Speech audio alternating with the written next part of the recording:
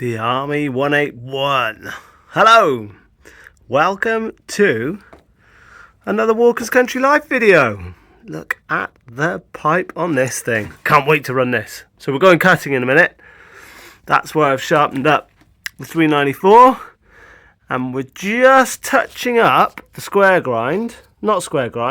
file on the 181. Hi.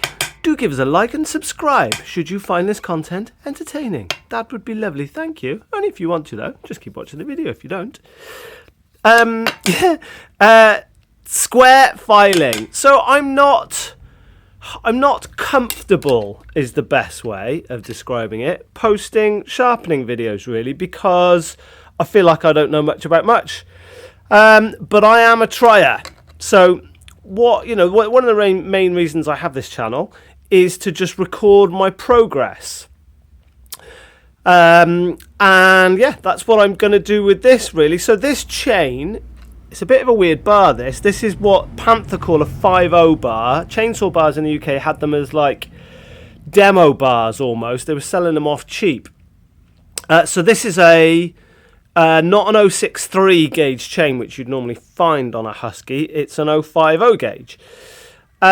So yeah, this chain I have square filed already. Where's a tooth I haven't touched today? That one there. So I have square filed this chain. Come on, focus already. Oh, you can see better on that one, look.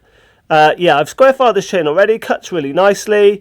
I'm going cutting today, so I'm just touching it up and having a look at it, because I know when I did it a few months ago I've done more square filing and I wasn't very good at it. So I've done a few teeth. The reason I've switched you on is I wanted to show you a few of the teeth that I got wrong last time. So that tooth there, yeah, is not very good, is it? If we have a look, these ones towards the front of the bar I've done. So really nice. One of the things I'm learning about sharpening is it's really important to get that front edge of the top plate straight. Any bends or any S shapes or any curves in that will not help you at all, because it doesn't cut.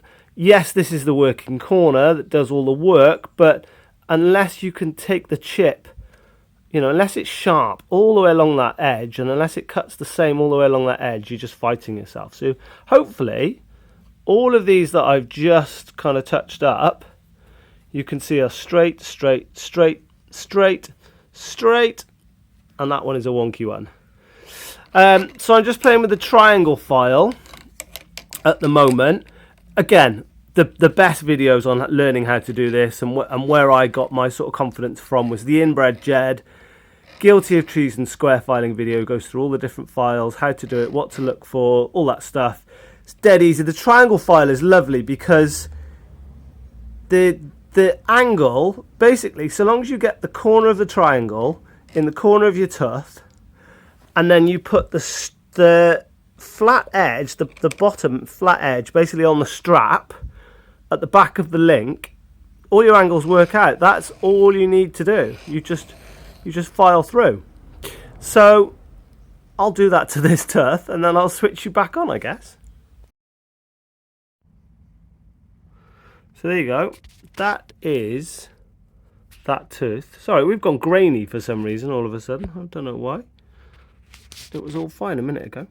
Yeah, so that's that tooth. And there you go, that S shape that I had on there is gone now. This is just a touch up on this chain. So if you were doing it from scratch, you really want to get the gullet out with a little file. It's weird square filing because you do end up with this. Let me get a pointer. You do end up with this top part of the tooth quite vertical.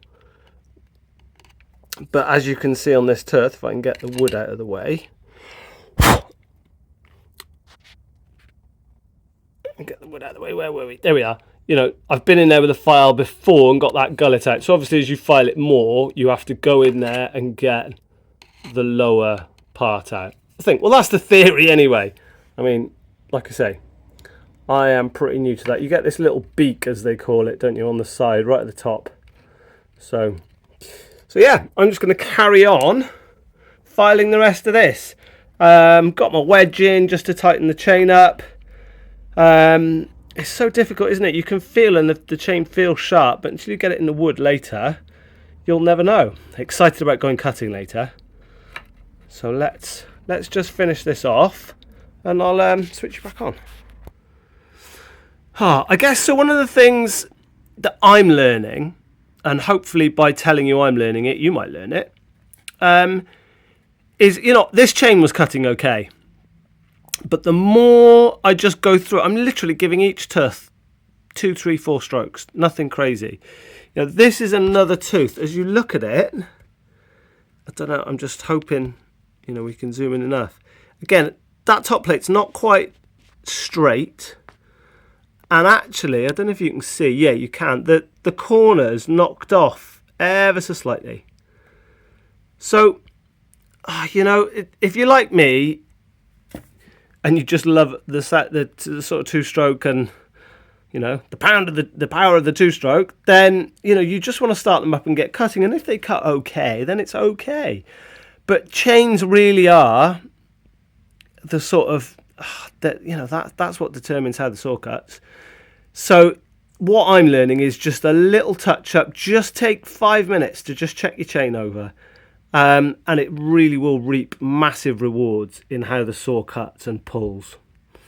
That's my 2p for the day. That's what I'm learning. Nearly there now.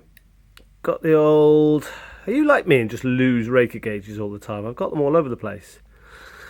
Anyway, just touching the rakers up and we're there. I've delayed my job to do this. I'm sort of trying to avoid the fact that I'm stressed because I'm behind where I wanted to be in time. I wanted to be in the truck on the way to the job now, but I think this is worth doing and taking the time. Yeah, the saw is going to cut better for this, and the chain wasn't bad. That's the thing, it's just a little touch up.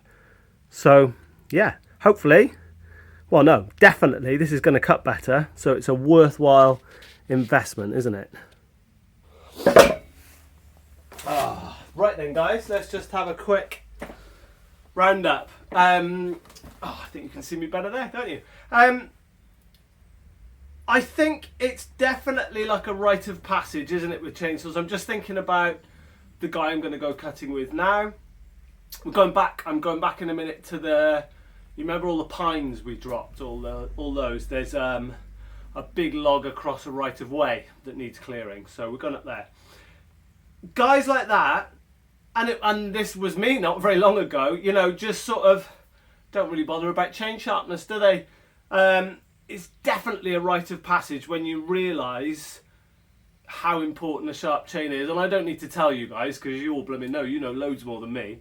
And just this has really reinforced it to me. This chain was not blunt, it cut really nicely, but damn, I'm excited to see what this is like in the wood now. It just feels like take your arm off. Just a quick challenge, you New Zealand boys. So if you regular commenters who I love, and honestly, if you didn't do what you did, then I wouldn't really be bothered making these channels, because it's the comments and the conversations we have afterwards that honestly improve my life on a daily basis. Anyway, you New Zealand boys, if and or when I come and see you next, we're doing square filing. So for anyone else who's not, 5150 Powder and Rakers Down NZ, who are two very good friends of mine, I sent you guys some square files. Let's get playing with square files, because honestly, I'm starting to think I think I prefer square filing. I just do. I find, especially with that triangle file, how I've just gone through there, I find it easier to line up. I feel like the chains just look killer. I just really like it.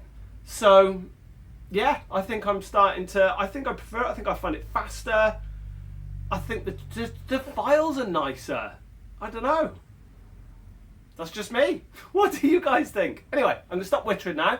The next video you see might even have my posh helmet on. And yeah, we'll be in the woods. A bit of a hike as well, this. So with the 181, we've got a fair walk down to where this log is. So I'm going to take the 181, the 461. I want to take the 394 as well, really, just to see what that filing was like that I did the other day. So yeah, really though, it's this and the 461. 461's got a skip on, but have a look at some specs. This and a 461 are really similar. They're within 200 grams in weight. They're within half a horsepower. They're the same bore size. They're really similar saws, actually. Anyway, let's not get drawn into the 80cc saws are the best for everything debate. It's not really a debate, I think we agree. Anyway, I'll leave you to it. I'll stop wittering on. Thank you so much for watching, and click on the video next time when we're in the woods with some saws. Take it steady, guys. Hope you get some cutting done today.